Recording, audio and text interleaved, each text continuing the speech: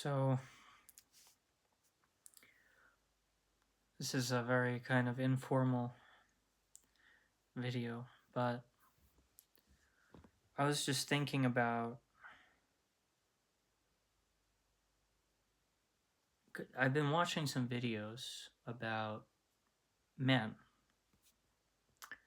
and the duality or relationship or the sort of everything that goes on between men and women, or rather how bad men are. And it's painful, you know, because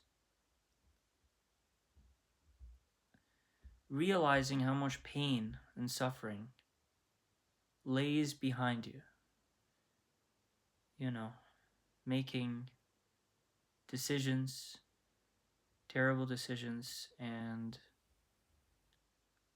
looking at this destruction and suffering and pain that is left behind is a really difficult realization to to swallow, to accept. It, watching these videos makes me feel very scared and very ashamed, you know, because I just feel terrible about what the women around me has gone through, and the people close to me, the pain I've caused, and just everything that's going on. I was watching the video. I don't know the particular name of the video, but I was watching it, and there was some points in there that was disturbing and very shocking and painful to watch. Like, you don't need horror movies because horror is going on, you know. And I've been looking into this and kind of feeling it and just trying to come to terms with everything. And it's very difficult, you know. I feel a lot of sorrow and fear watching this, and I just feel very guilty, and I feel very sorry about everything. And the difficult part is rebuilding and repairing.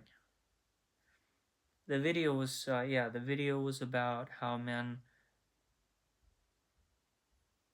do not see women as fully sovereign beings, you know, as human beings, as sovereign uh, individuals, beings, souls, and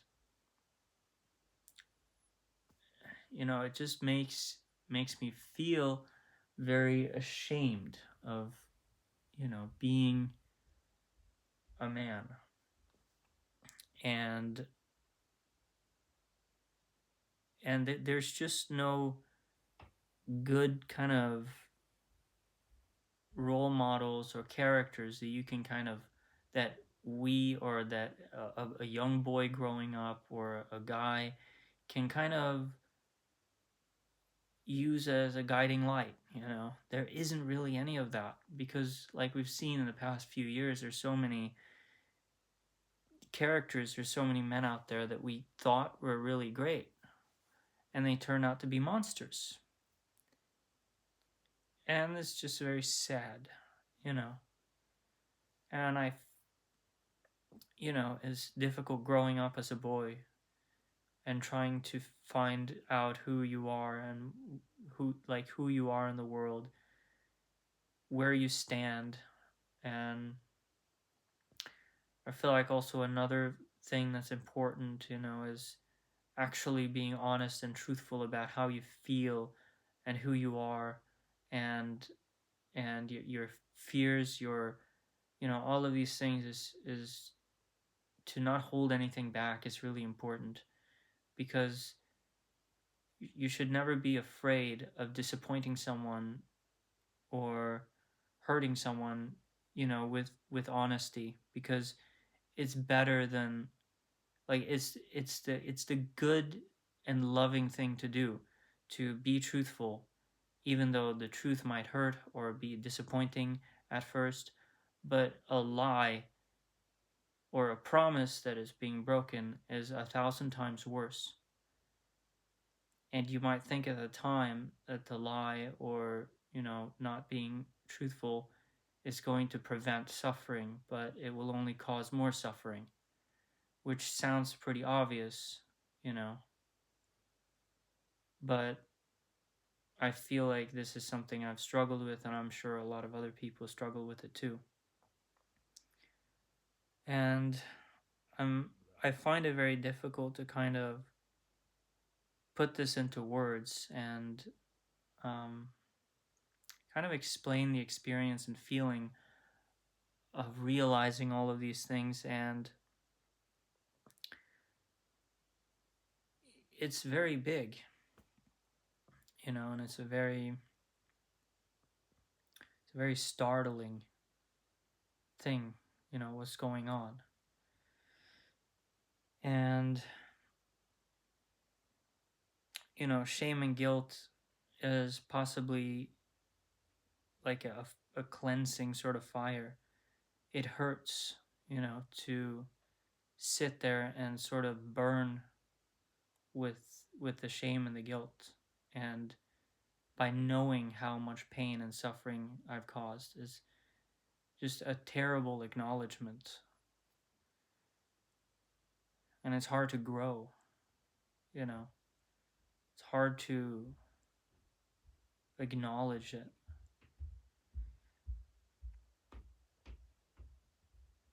And it's a lot of unforgivable things that men do, and it's a lot of unforgivable things that I feel I have done.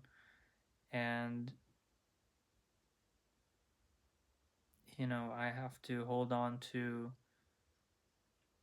the belief and the hope that Sophia or God can um like kind of needing a return in a way. It's not like about erasing the past, but it's about transmuting the energy. So acknowledgement is the first part of it. And, apologies, and, sincere apologies. And it's also apologizing without causing further harm or demanding any forgiveness.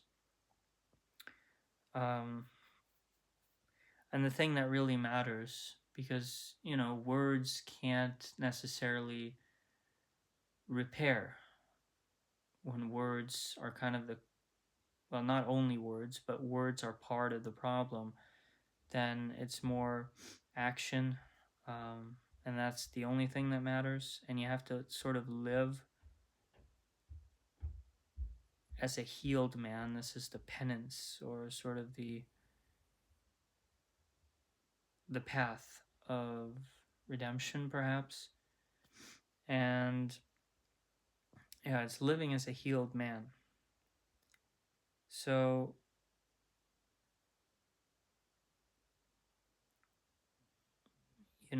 the realization is that you realize, or I realize, that I'm the one who has caused harm, and I'm also now the one who is grieving it, and the part of me that is horrified is the true self. Is the true self that is horrified at what has taken place. And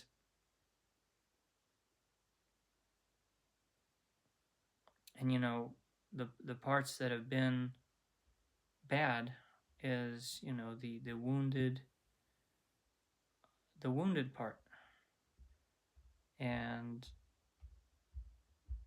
you have to bury that part of yourself. And I feel a lot of fear and shame. Watching these, you feel so hopeless in many ways. You watch these videos on what men are doing, the patriarchy, what is going on, what has happened, and it's just this wave of kind of pain, shame, and hopelessness. And it's scary because you're looking at the abyss. You're looking at the ultimate darkness in a way. And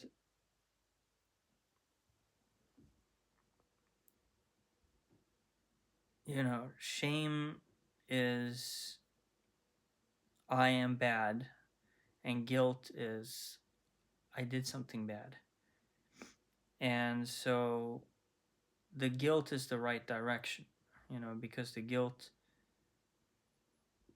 can lead you to responsibility, and responsibility can lead to the repairment and the mending and so on, and being the healed man and repenting, if you will. So I'm on a journey of making sense of all of this. The patriarchy, what is that term?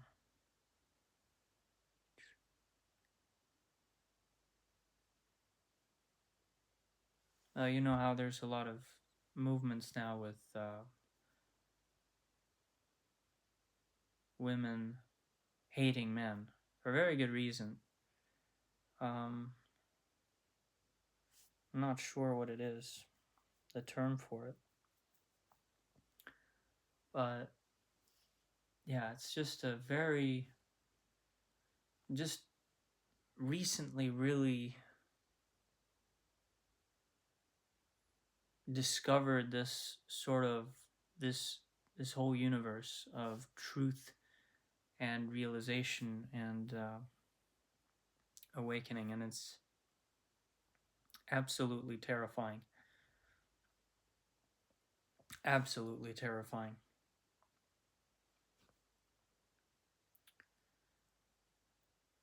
Don't know what to call this video, but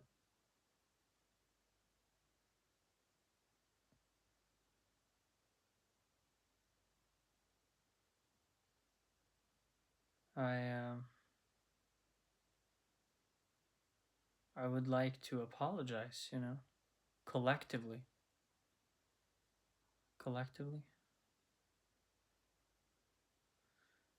Because it's such a,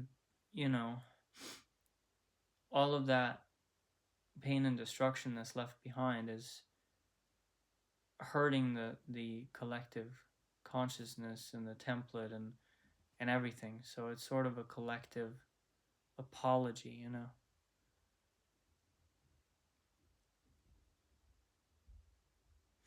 And the journey now is a journey towards sort of healing and repairing.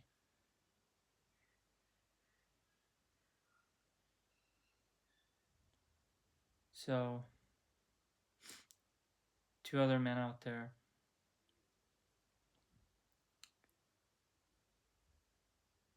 look into this and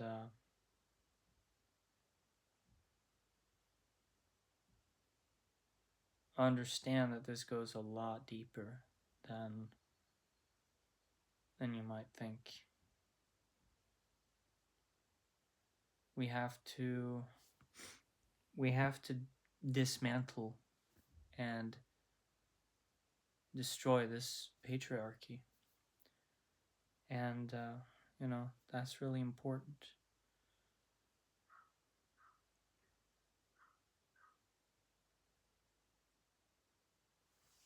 Thank you.